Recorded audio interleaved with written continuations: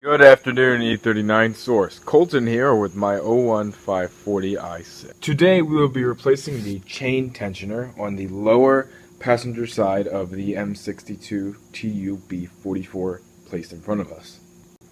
We will need to start by removing our airbox. To do so, we will need to remove the 6 clips here, one on each side of the MAF, one here, one here, one here, one here, this 10mm bolt right in the back here, and you will need to unscrew this clip here as well as pull this plug off for the MAF. There will also be one more clip down here. Once we have our airbox removed, we can get our first look at the bolt we are going to be working on.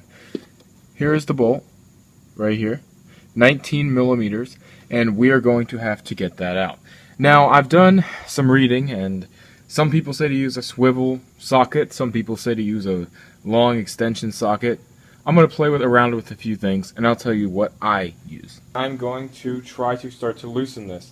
Now, from what I have read, oil will come out when we try to loosen this. Now, to try to counteract that, I will place a rag underneath it. Here is my old tensioner versus my new tensioner. To get my tensioner out, I ended up using a 19mm regular socket with a, I would say, 2-inch, half-inch drive socket extension with a half-inch ratchet.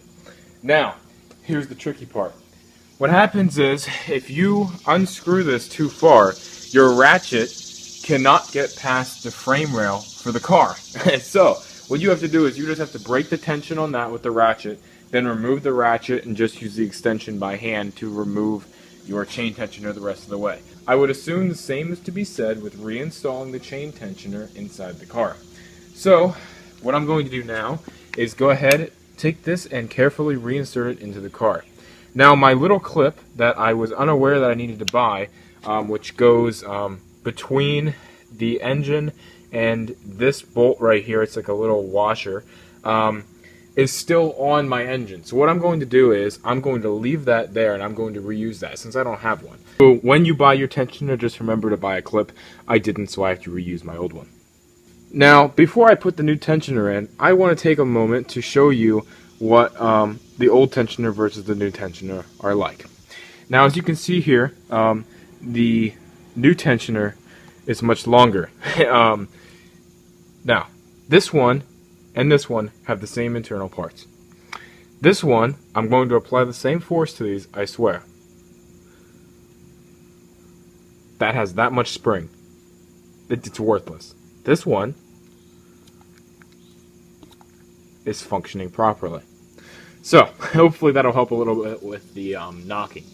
So, let's go ahead, reinsert this in the engine, and try to tighten this up. Be careful not to drop this into your belly pan.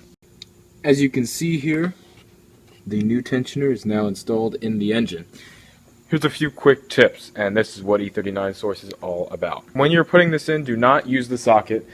Stick this in by hand. I recommend sticking a layered paper towel, such as this, 4 or 5 thick, right down in here. Put it between, I guess that's the AC compressor, put it between the AC compressor and the frame of the car. What this does is this creates a valley, if you will. You're going to tuck this up very much like this. Try to keep it out of your way as much as possible.